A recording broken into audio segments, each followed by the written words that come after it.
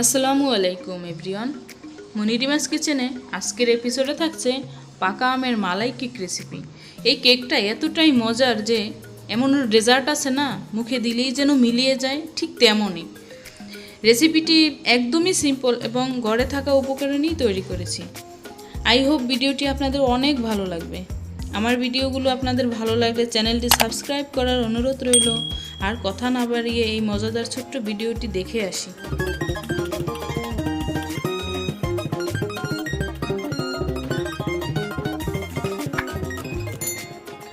এখানে আমি দুটো আম নিয়েছি, একদম পাকা আর খুবই মিষ্টি দেখে নিতে হবে। এই আম দুটো আমি ব্লেন্ড করে একদম স্মুথলি ব্লেন্ড করে নিয়েছি। এর ভিতরে কোনো হাঁস না থাকে এরকম দেখে নেবেন। আর কেকের ব্যাটার তৈরির জন্য এখানে আমি নিয়ে নিচ্ছি দুটো ডিম, কুসুম দুটো আলাদা করে নিচ্ছি। সামান্য পরিমাণে কুসুম পড়ে গেছে, সমস্যা নাই। এই কুসুম আর সাদা অংশ যে আমি আলাদা করে বিট করতেছি, এতে করে হবে কি কেকটা অনেক সফট হবে। এই জন্য সাদা অংশটা খুব ভালোভাবে ফোমে ক্রিমের মতো করে নিতে হবে। এখন আমি একটা ইলেকট্রিক বিটার দিয়ে আমি ভালোভাবে বিট করে নিচ্ছি। ততক্ষণই বিট করব যতক্ষণে সাদা একটা ক্রিমি হবে। আর ডিমগুলো কিন্তু রুম টেম্পারেচারের হতে হবে, নাহলে কিন্তু কেক। এখন আমি দিয়ে দিচ্ছি হাফ কাপ পরিমাণে চিনি। চিনিটা দিলে এর সাথে বিটের সাথে সাথে চিনিটাও গলে যাবে। এই যে একটা সাদা একটা ক্রিমি ভাব হয়ে গেছে, এই পর্যায়ে আমি কুসুমটা দিয়ে দেব। আর দিয়ে দিচ্ছি 3 টেবিল চামচ পরিমাণে কুকিং অয়েল, সয়াবিন তেল। এখন এগুলো আমি ভালোভাবে মিশিয়ে নেব এবং একটা ক্রিমি ভাব হয়েছে। এই যে দেখেন, ভালো সুন্দর একটা ব্যাটার তৈরি হয়েছে। আর এই কাজটা কিন্তু এরকম একটা হ্যান্ড উইক্স দিয়েও করতে পারবেন। এখন এই ব্যাটারের মধ্যে আমি 1 কাপ পরিমাণে ময়দা 3 বারে এভাবে করে মিশিয়ে নিচ্ছি। খুব আলতোভাবে মিশিয়ে নিতে হবে, একটু চালনি দিয়ে সেঁকে নিচ্ছি যাতে করে কোনো ভিতরে দলা পেকে না থাকে এজন্য।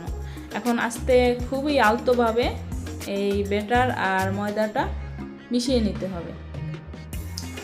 মিশিয়ে নেওয়া হয়ে গেলে এখন আমি সেই ব্লেন্ড করা আম দিয়ে দিচ্ছি 1/3 কাপ। এটাও এখন আমি ভালোভাবে মিশিয়ে নিচ্ছি। জোরে জোরে মিশানো যাবে না, আলতোভাবে মিশাতে হবে, না হলে কিন্তু ক্রিমটা নষ্ট হয়ে যাবে যেই ফর্মটা হয়েছিল ডিমের। তাহলে কেকটা কিন্তু সফট হবে না, শক্ত হবে ভিতরে। আর এখন দিয়ে দিচ্ছি হাফ চামচ পরিমাণে বেকিং পাউডার দিয়ে আবারও আমি আলতোভাবে মিশিয়ে নিচ্ছি।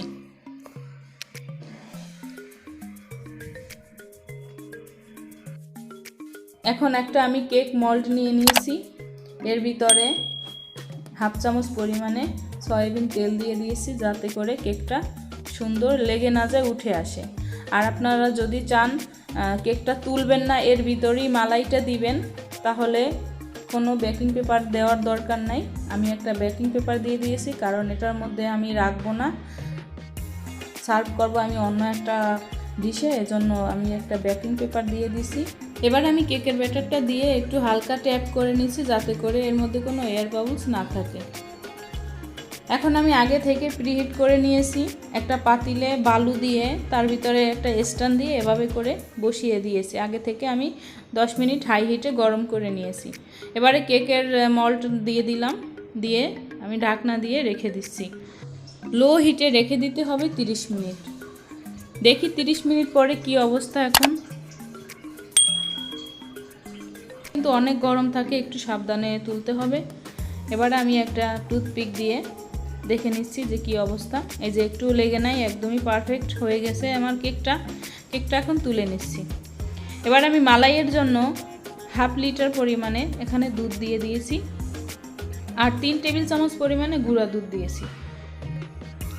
দুধটা ভালোভাবে মিশিয়ে নিতে হবে, কারণ পাউডার মিল্ক এটা গরম থাকাকালীন মিশালে কিন্তু দলা পেকে যাবে, ঠান্ডা অবস্থায় মিশিয়ে দিতে হবে। আর এখানে দিয়ে দিচ্ছি 1/3 cup condensed milk। condensed milk দিলে চিনি দেওয়ার দরকার নেই, আর যদি condensed milk না থাকে এ পর্যায়ে চিনি দিতে পারেন। আর দিতে হবে একটা এলাচ বা এলাচের গুঁড়ো দিয়ে দিবেন। এখন আমি এটা নেড়ে চেড়ে উঠিয়ে নিয়েছি।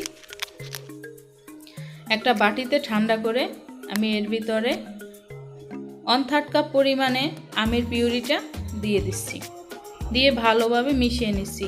এই আমের পিউরিটা কিন্তু গরম থাকাকালীন দেওয়া যাবে না, দুধটা কিন্তু একেবারেই ঠান্ডা করে নিতে হবে, নাহলে কিন্তু দুধটা কেটে যাবে।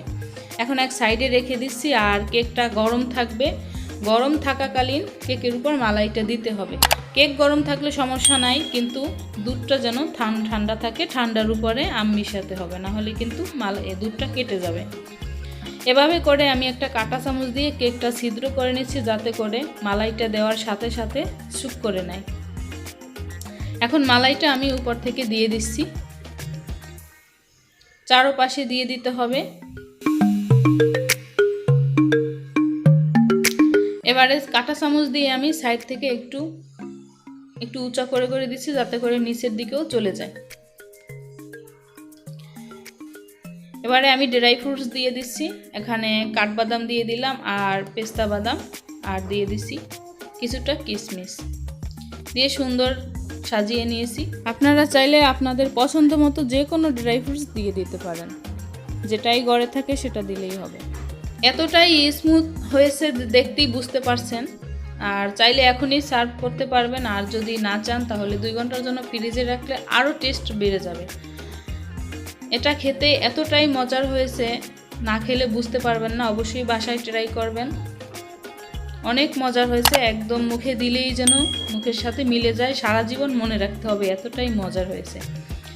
আর ভিডিওটি ভালো লাগলে কিন্তু একটি লাইক দেবেন, কমেন্ট করে জানাবেন কেমন হয়েছে। পরবর্তী ভিডিও দেখার জন্য সবাই ভালো থাকবেন। আল্লাহ হাফেজ।